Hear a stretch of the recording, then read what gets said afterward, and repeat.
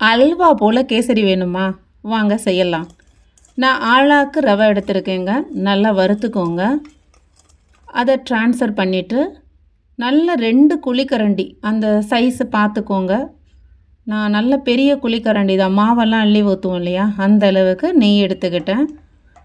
அப்புறம் முந்திரியை நல்லா பொன்னிறமாக வறுக்கணும், ரொம்ப செவந்துடாமல் பொன்னிறமாக வறுத்த பிறகு இப்போது ஒரு ஆழாக்குனா 2 ஆழாக்கு தண்ணி, அந்த கணக்குக்கு தண்ணி சேர்த்துருக்கேன். நல்லா கொதித்து வந்துடட்டும். கொஞ்சம் நேரம் மூடி வைக்கலாம். ஜஸ்ட்டு ஃபியூ மினிட்ஸ் தான் ஆகும், 2 மினிட்ஸ் கூட ஆகலை, கொதிச்சிருச்சு. நம்ம அதில் ஃபுட் கலர் கொஞ்சம் ஆட் பண்ணிக்கலாம். இப்போது ஆட் பண்ணி கொதித்த உடனே இப்போது ரவையை சேர்க்கலாம். ஒரு கட்டி கூட விழாது. இப்படி பண்ணும்போது நல்லா உதிரியாக போடுங்க. இங்கே பாருங்கள், நான் எப்போவுமே தண்ணி 2லேருந்து 2.5 கூட சில நேரம் ஆட் பண்ணிப்பேன். நமக்கு கன்சிஸ்டன்சி எப்படி வேணுமோ அந்த மாதிரி. எனக்கு அல்வா மாதிரி வேணும் அப்படின்னா நான் கூட கொஞ்சம் தண்ணி சேர்த்துக்கலாம், ரவையோட தன்மை பொறுத்து. ஒரு பாக்கெட் எடுத்து சில நேரம் யூஸ் பண்ணி பார்த்துட்டு கூட நம்ம அதுக்கு ஏற்றாப்புல ஆட் பண்ணிக்கலாம். அப்புறம் முக்கியமாக சர்க்கரை வந்து எப்போவுமே நான் டபுளாக தான் போடுவேன், சேம் அளவுலாம் போட மாட்டேன். இப்போ 2 அளவுக்கு அதில் சர்க்கரை எடுத்துருக்கு. நல்லா மிக்ஸ் பண்ணிக்கணும். இப்போ ஆல்ரெடி நம்ம பார்த்துருப்பீங்க, குட்டி இதுலேயும் விழலை, இப்போ இனிமேலும் விழுகாது. இந்த மாதிரி பண்ணும்போது ஒரு கட்டி கூட விழுகாது, நல்லாவும் இருக்கும்.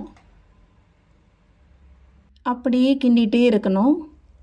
அது நல்லா கரைஞ்சதுக்கப்புறம் ஏலக்காய் தூள் நல்லா 2 ஸ்பூன் அளவுக்கு உணுக்கி வச்சுருந்த ஏலக்காய் போட்டாச்சு.